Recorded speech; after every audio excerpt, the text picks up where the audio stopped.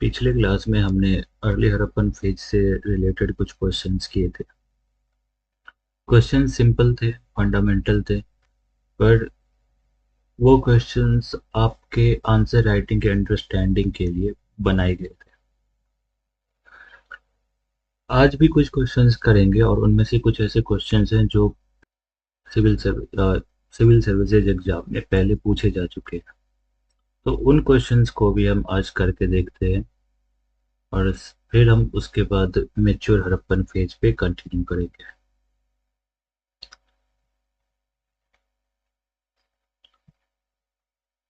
अब जैसे एक क्वेश्चन है, वो जो हमने क्वेश्चन की थी, what is the theory of Mesopotamian origin, तो वो तो आपने सीख लिया होगा कि किस तरह से हम करते हैं, वैसे क्वेश्चंस को किस तरह से अटेम्प्ट करते हैं। अब मान लो उसी के बेसिस पे क्वेश्चंस आती है आपको, explain the theory of gradual evolution.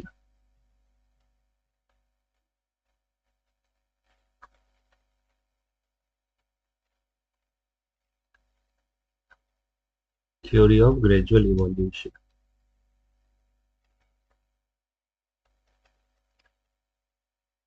In the origin of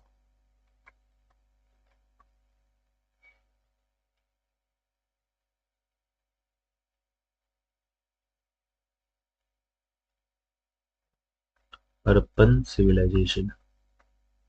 Harappan civilization के ओरिजिन में जो ग्रेजुअल इवोल्यूशन की थ्योरी है वो क्या है, तो इसको कैसे आंसर करोगे, क्या डालोगे इंट्रोडक्शन में, क्या रहेगी बॉडी में, क्या रहेगी कंक्लूजन में। तो इंट्रोडक्शन में तो जैसा पहले भी हमने देखा था, जो पहले मेसोपोटामियन वाली इंट्रोडक्शन हमने की थी, बस उसमें मेसोपोटामियन की जगह पे हम ग्रेजुअल इवोल्यूशन वाली थ्योरी को यूज करेंगे, टर्म को यूज करेंगे। या दूसरी तरह के इंट्रोडक्शन जो सिंपलेस्ट फॉर्म है, वो तो one it is one of the theories that tries to explain emergence या origin of Harappan civilization, उस तरह से भी शुरू करते हैं। या एक और इंट्रोडक्शन है जो आप यूज कर सकते हैं,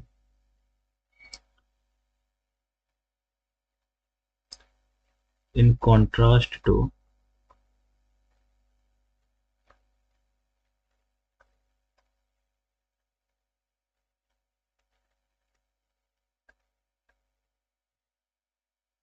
the Mesopotamian origin theory,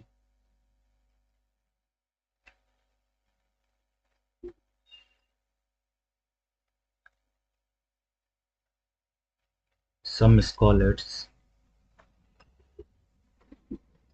such as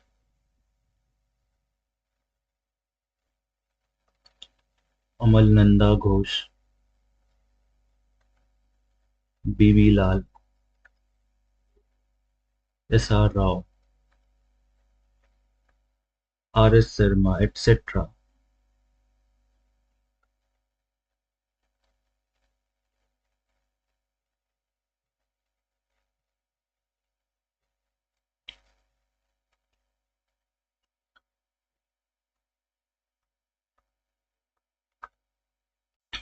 tried to explain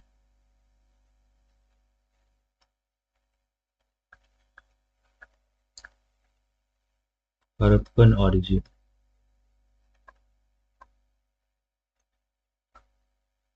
as the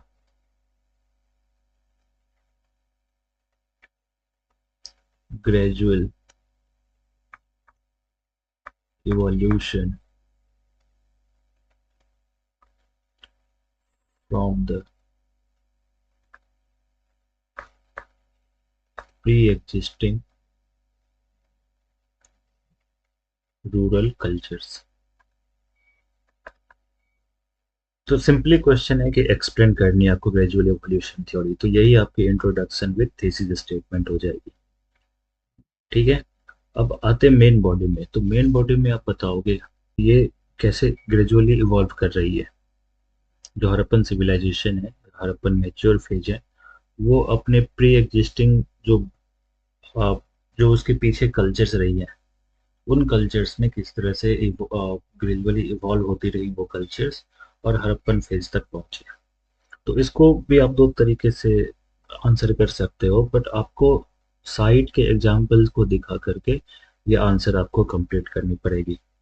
जैसे आप बताओगे कि आर्कियोलॉजिकल, जैसे मान लो लिख लो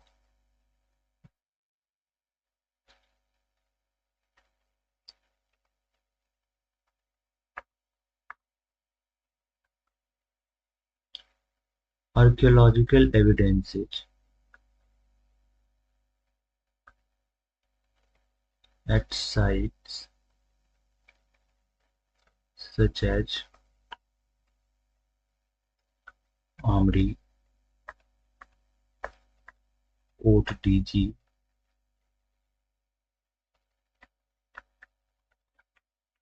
कालीबंगान, और भी जैसे हाकरा साइट है, हड़प्पा साइट है।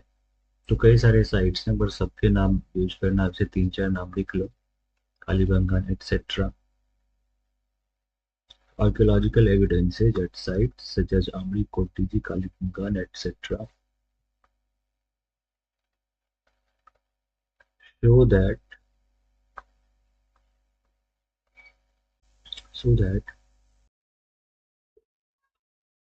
show or Kalibangan, etc. show a cultural sequence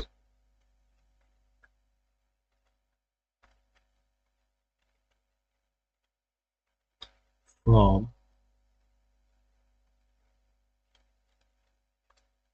the early Neolithic, Chalcolithic, rural culture to a mature urban civilization।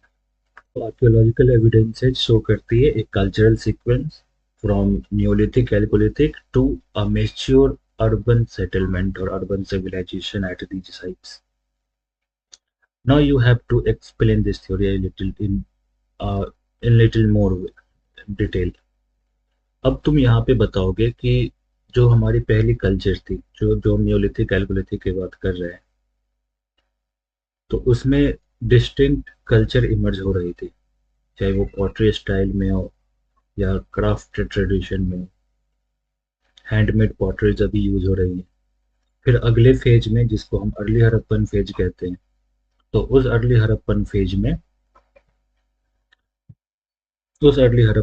में ये जो क्राफ्ट ट्रेडिशन है, ये इसकी डाइवर्सिटी बढ़ने लगी है।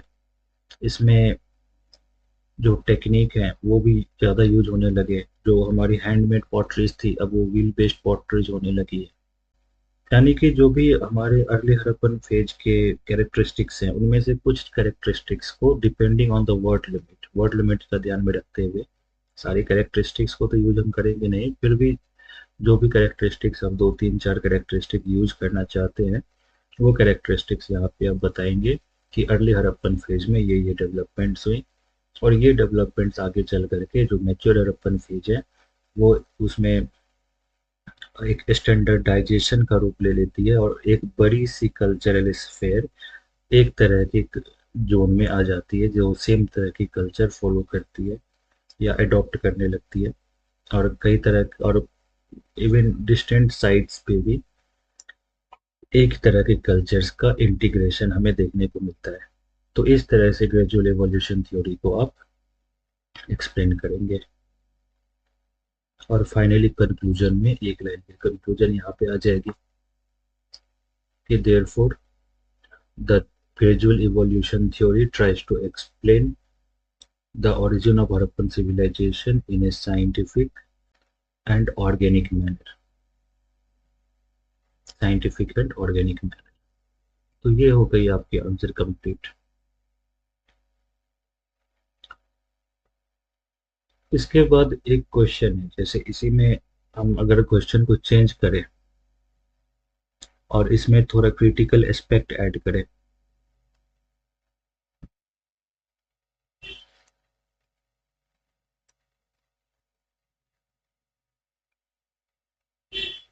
तो क्वेश्चन हमारी चेंज हो जाएगी। जैसे क्वेश्चन आप नोट करें,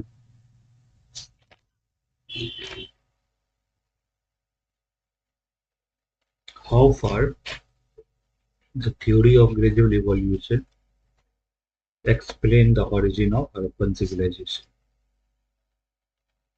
How far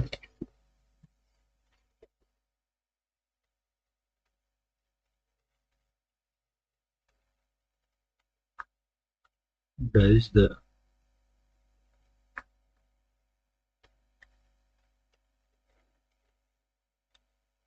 theory of gradual evolution explain the origin of Harappan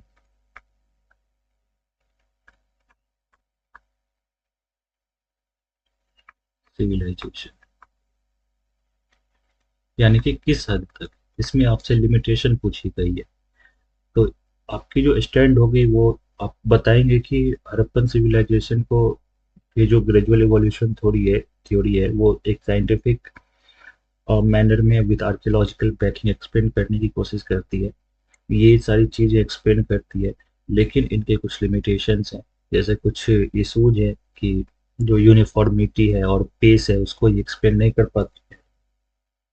2600 BC के आसपास से जो हमें साइट्स पे जो इतनी तेज रफ्तार से सिटीज की इमरजेंस देखने को मिलती है, तो वो ये चीज़ें एक्सप्लेन नहीं कर पाती है। फिर पेस को लेकर के और यूनिफॉर्मिटी को लेकर के एक्सप्लेन नहीं करती है।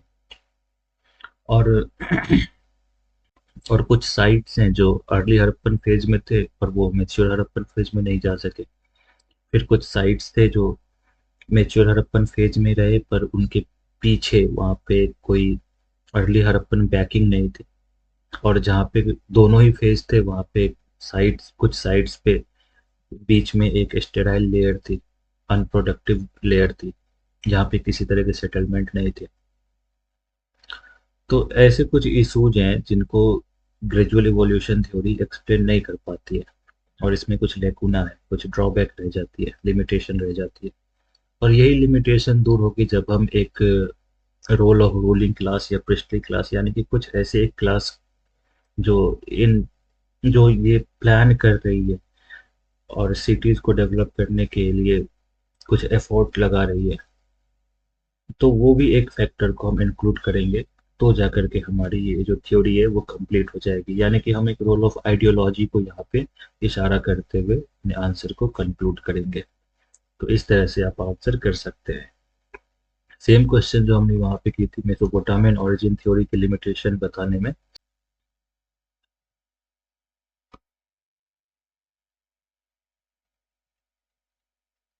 Do you agree that? तो यहाँ पे तो चलो,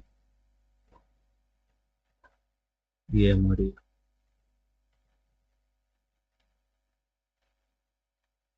ओपिनियन पूछी थी उसमें मेसोपोटामियन ओरिजिन। यहाँ पे लिमिटेशन पूछ रही है कि किस हद तक ये थ्योरी जायज है, किस हद तक एक्सप्लेन कर पाती है हड़प्पन ओरिजिन को। तो शुरुआत कैसे करोगे? शुरुआत आप इंट्रोड्यूस करोगे ग्रेजुअल इवोल्यूशन थ्योरी को। उसके बाद बताओगे कि ग्रेजुअल इवोल्यूशन थ्योरी ये सारी चीज़ें बताती है। एग्रीकल्चर में हमें इवोल्यूशन देखने को मिलती है, फिर क्राफ्ट एक्टिविटीज़ में इवोल्यूशन देखने को मिलती है, टेक्नोलॉजिकल एस्पेक्ट्स में इवोल्यूशन देखने को मिलती है, एंड फाइनली फिर बताओगे कि how इवर despite these explanations, there are certain limitations in this theory as well। और उसके बाद आप वो जो limitations है उनको बताओगे और फाइनली कंक्लूड करोगे कि if we consider the role of ideology as well, then this theory becomes complete। तो इसी को आप अपने वर्ड्स में, ये तो एक मैंने आइडिया दी है, इसी को अपने वर्ड्स में आप कितने अच्छे तरीके से इंट्रोडक्शन लिख पा रहे हो, कितने अच्छे तरीके से कंक्लूजन लिख पा रहे हो, कि जो बॉडी स्ट्रक्चर है वो कितनी अच्छी है, कौन से वर्ड्स यूज कर रहे हैं। तो ये सारे मैटर करते हैं और आपके आंसर एनरिच होती है। जैसे जैसे आप आंसर लिखेंगे तो ये चीज़ें आप भी सीखते चले जाओगे। अब जैसे यही क्वेश्चन है, तो इसमें एक इंट्रोडक्शन जैसे दो, तो सेम इंट्रोडक्शन जो पीछे दी थी वही इंट्रोडक्शन हम यहाँ भी यूज कर सकते हैं।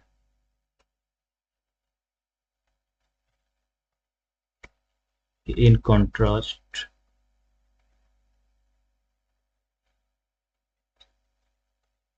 in contrast to the Mesopotamian origin theory, gradual evolution theory, yeah, in contrast to the Mesopotamian origin theory, some scholars like B.B.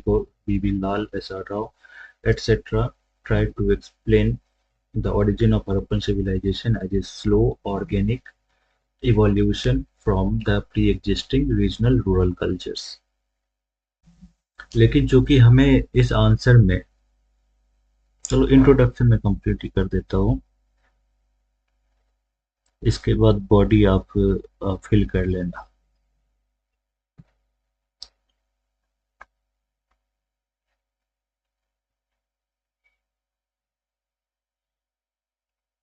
In contrast to the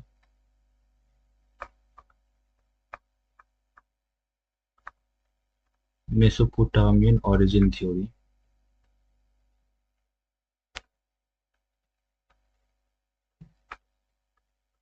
scholars such as, जो भी नाम आपको देना है, 2 नाम 3 नाम, बीबी लाल,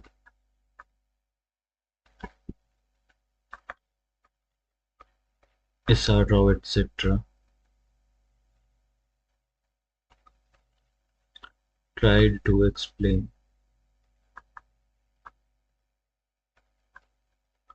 Harappan origin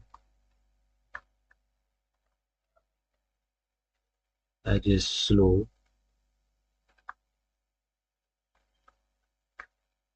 organic evolution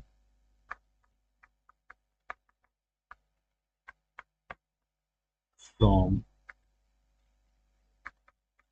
the pre-existing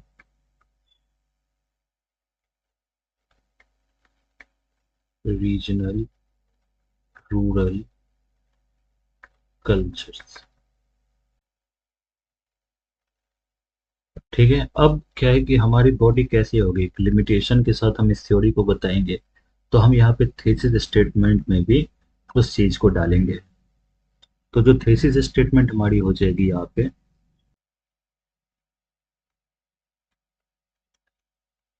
while this theory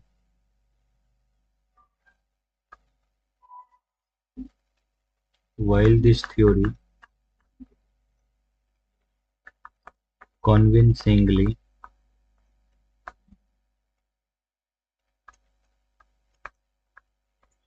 while this theory convincingly explains the indigenous root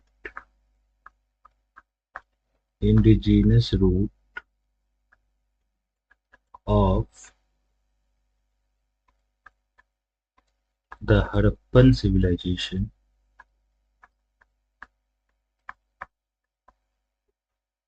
comma, there are certain lacuna in this theory as well, which need to be considered। तो ये हो गई हमारी thesis statement. इसमें हमने बताया कि ये तो एक्सप्लेन भी करती है इंडिजिनस रूट को, लेकिन उसके साथ साथ इस थ्योरी में कुछ ड्रॉबैक है, कुछ लिमिटेशन है जिसको कंसिडर किया जाना चाहिए। तो ये हो गई हमारी इंट्रोडक्शन। अब बॉडी में हम बताएंगे पहले इस थ्योरी के बारे में और फिर इस थ्योरी की लिमिटेशन के बारे में।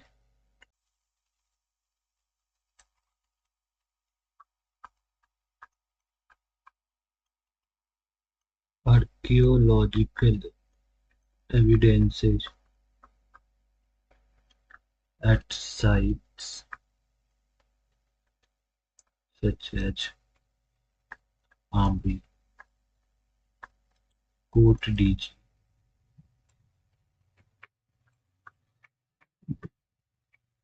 Kalibangan, Harappa, etc. show a cultural sequence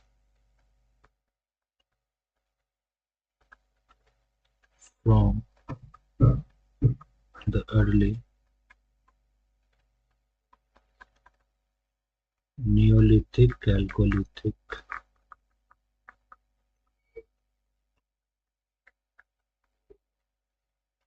village from the early Neolithic Chalcolithic villages to a to full-fledged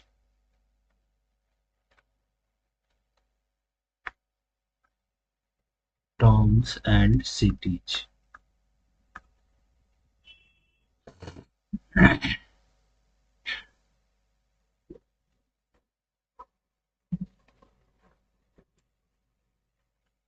The craft tradition,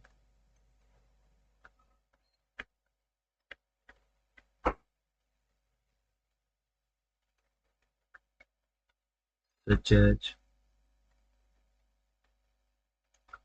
pottery making,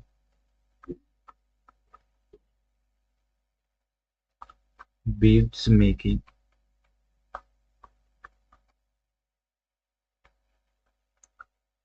and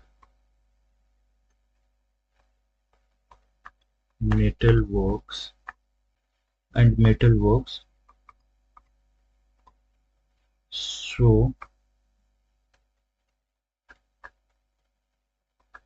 progressive development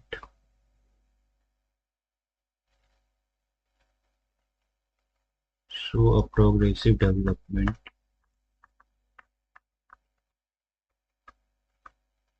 and note an abrupt innovation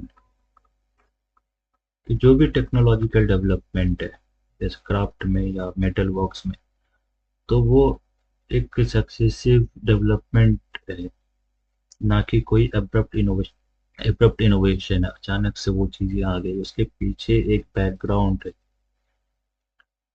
तो abrupt innovation नहीं है वो craft tradition भी तो evidence also supports this evidence also supports gradual evolution and not some foreign influence or sudden emergence of some things, some cultures.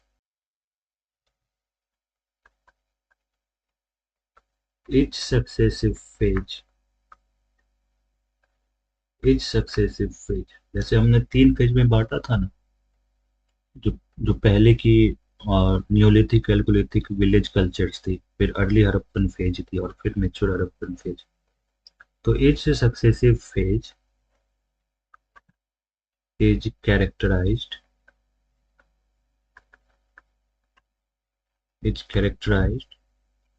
by an increasing degree of integration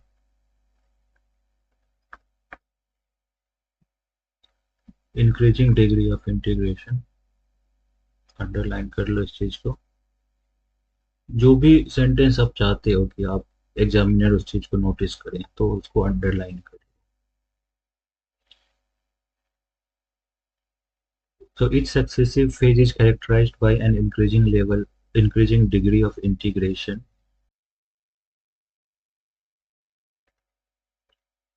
which reached the stage of standardization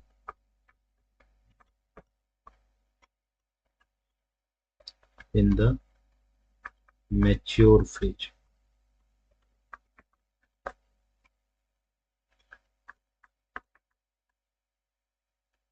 Improvements in agricultural technique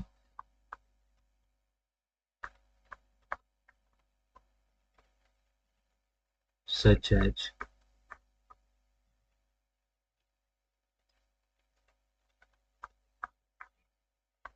flow cultivation,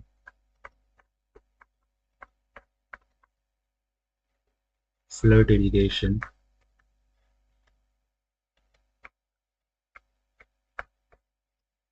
etc.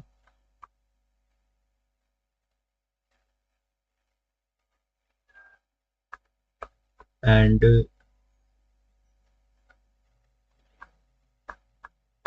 diversification of craft activities and another diversification of craft activities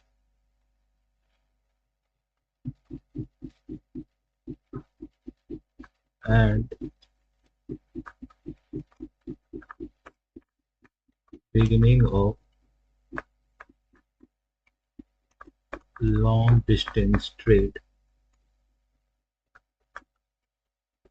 provided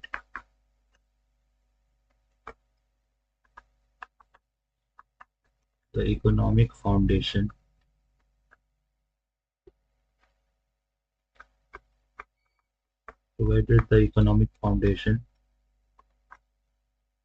for the rise of the cities,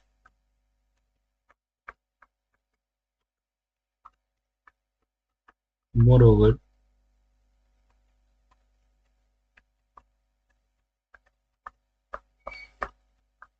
the uniformity in town planning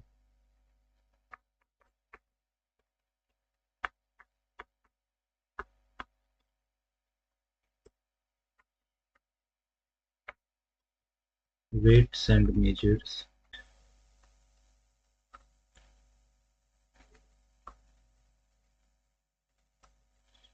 etc. Show क्या show करते हैं ये क्या show करती है कि integration of smaller regional cultures into a large cultural sphere.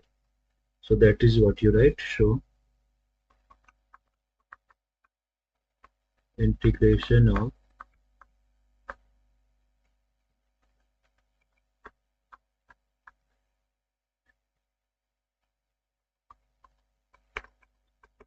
regional cultures into a large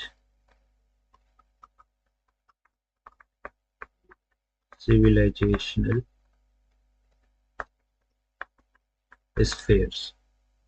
क्योंकि हमें और भी पार्ट लिखनी है आंसर की, इसकी क्रिटिकल पार्ट भी लिखनी है, तो वर्ड लिमिट का ध्यान में रखते हुए हम यहाँ पे इस चीज को ज्यादा एक्सप्लेन नहीं करेंगे। और पर आप चाहो तो कुछ पॉइंट्स और हैं, जैसे रिलीजियस सिंबल्स में भी हम वाइड एडेप्टिव एडॉप्ट यानी कि एक्सेप्टेंस देखते हैं कि एक जगह के जो सिंबल्स एंड मोटिव्स है वो दूसरी जगह पे भी एक्सेप्ट हो रही है। बीड्स मिल रहे हैं, सील्स मिल रहे हैं, तो सील्स के थ्रू जो सिंबल्स हैं, रिलीजियस सिंबल्स हैं, उनको दूसरी जगह पे पहुंचाया जा रहा है और उस रीजन्स में भी हम एक रिलीजियस एक्सेप्टेंस देखते हैं। तो रिलीजियस सिंबल्स की भी एक वाइडर एक्सेप्टेंस हो रही है और रिलीजियस स्फेयर में भी ये सारे कल्चरल जोन्स आपस में एक दूसरे से जुड़ते चले जा रहे हैं। सिमिलरली सोसाइटी में भी, क्योंकि सोसाइटी की हमारे पास ज़्यादा इंफॉर्मेशन तो है नहीं, आर्कियोलॉजी से ज़्यादा कुछ पता चलती ही नहीं है, लेकिन पॉसिबली ट्रेड रिलेटेड एक्टिविटीज की वजह से हमें एक सोशल फॉर्मेशन भी देखने को मिलती है और पॉसिबली इंटर मैरिजेस भी होती रही होंगी, और उसके थ्रू भी जो सोसाइटी जो मतलब कि जो दूर दूर के रीजन्स हैं या दूसरे रीजन्स हैं उनमें एक तरह की कल्चरल सिमिलैरिटी आने लगी। तो इस तरह से जो स्मॉलर रीजनल कल्चर्स थे वो बड़े रीजनल कल्चर्स में ढलते चले गए और फिर आगे चल करके वही बड़े रीजनल कल्चर्स एक बहुत बड़े सिविलाइजेशन का रूप ले लेती है, जिसको हम हड़प्पन सिविलाइजेशन के रूप में जानते हैं। तो आप इन पॉइंट्स को भी ऐड कर सकते हैं, लेकिन फिर वर्ड लिमिट का भी ध्यान में रखना होता है, तो उस हिसाब से आप अपने पॉइंट्स को सिलेक्ट कर सकते हैं। अब इसके बाद हम आएंगे क्रिटिकल एस्पेक्ट पे, जो कि हमसे पूछी गई कि ये किस हद तक एक्सप्लेन करती है। How far does the theory explain. तो यहाँ तक एक्सप्लेन करती है, हमने बताया कि ये यहाँ तक एक्सप्लेन करती है, लेकिन इसके बाद हम इसके लिमिटेशंस को भी बताएंगे। तो लिमिटेशंस में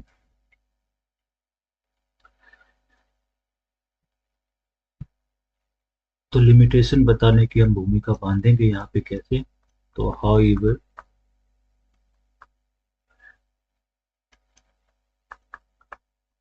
this theory does not completely explains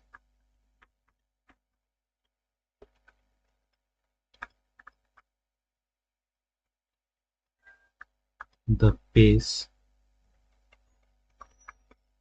and uniformity of urbanization and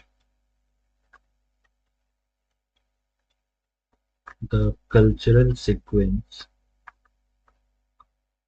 at many sites। Many sites, एक दो साइट्स होती तो हम समझ में आती कि वो एक्सेप्शन हो सकती, लेकिन कई सारी साइट्स पे ये कल्चरल कंटिन्यूटी पूरी तरह से हमें देखने को नहीं मिलती है, डिसकंटिन्यूटी हमें देखने को मिलती है।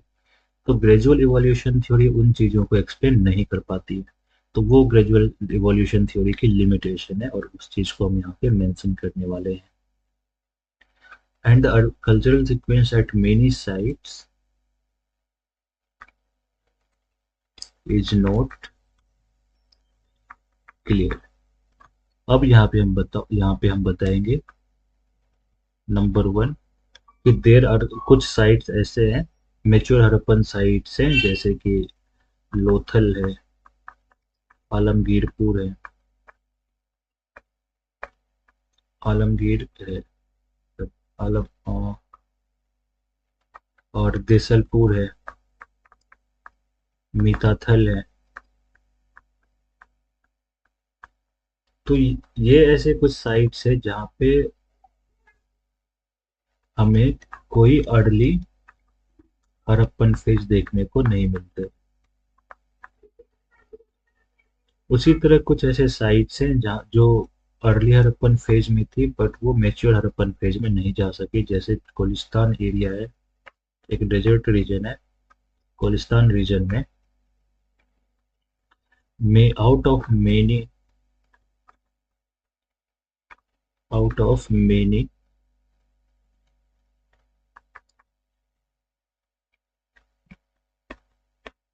Early Harappan cultures, only three could transform into mature phase। और फिर जहाँ पे दोनों ही कल्चर्स हैं, अर्ली हड़प्पन फेज भी है और मैच्योर हड़प्पन फेज भी है, तो कुछ साइट्स ऐसे भी है जहाँ पे हमें वो कंप्लीट कंटिन्यूटी देखने को नहीं मिलती है। एक स्टेराइल लेयर है उस बीच में। इनफैक्ट जो हमारे मेजर टाउन्स हैं, Harappa and Mohenjodaro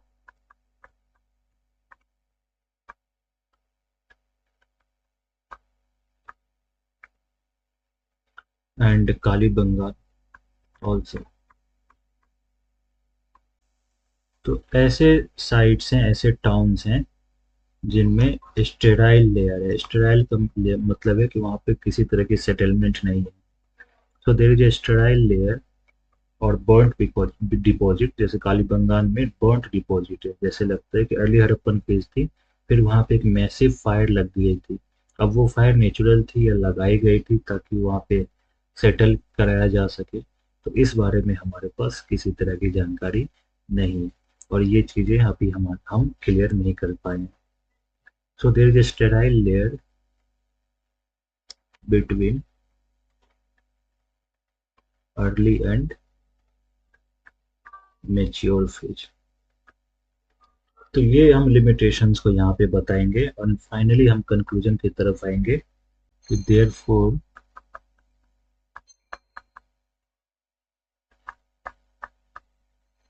although the theory of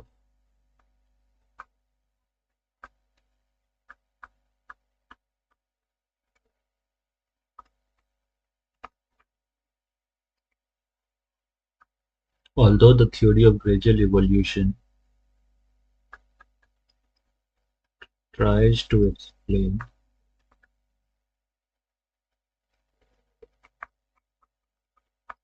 Harappan origin in a more scientific manner,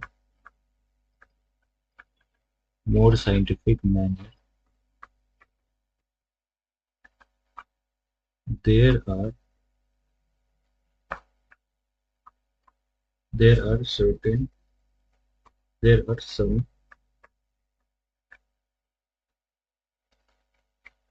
missing pieces of puzzle. There are still some missing pieces of puzzle.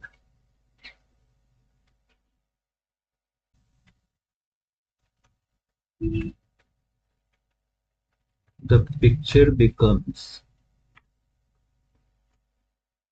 more clear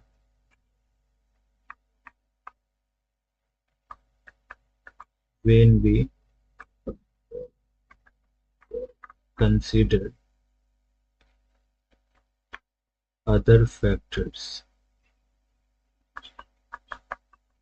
such as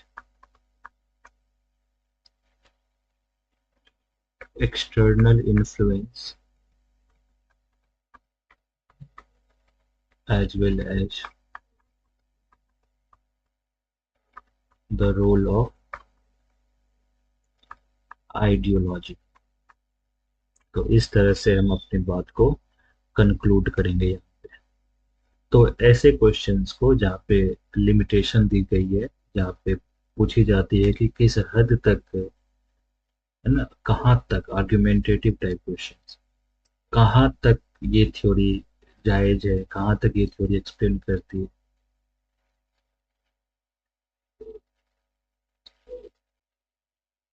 कहाँ तक ये theory explain करती है, तो ऐसे questions को हम इस फॉर्मेट में टैकल करेंगे।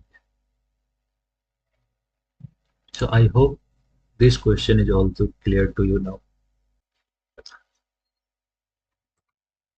अब हमारे पास कुछ और क्वेश्चंस,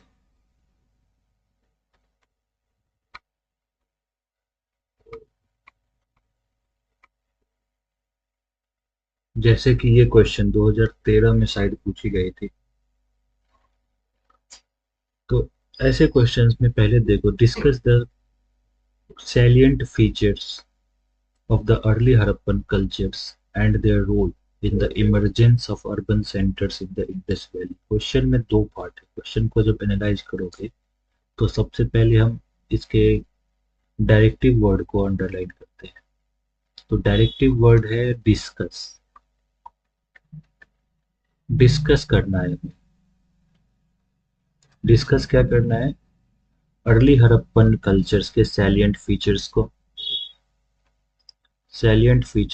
अर्ली हड़प्पन कल्चर्स के सैलिएंट फीचर्स को डिस्कस करना है। तो आसान है, जो हमने बताया हुआ है वहाँ पे उसी चीज को हम यहाँ पे लिख देंगे, अर्ली हड़प्पन फेज के सैलिएंट फीचर्स को। बट सिर्फ यही चीज डिस्कस नहीं करनी है ना, हमें उसके रोल को भी डिस्कस करना है। And their role in the emergence of urban centres in the Indus valley. Indus valley में जो अर्बन सेंटर्स के इमरजेंस में अर्ली हड़प्पन कल्चर्स के जो फीचर्स है, उनकी जो भी रोल है, उन रोल्स को हमें डिस्कस करना है।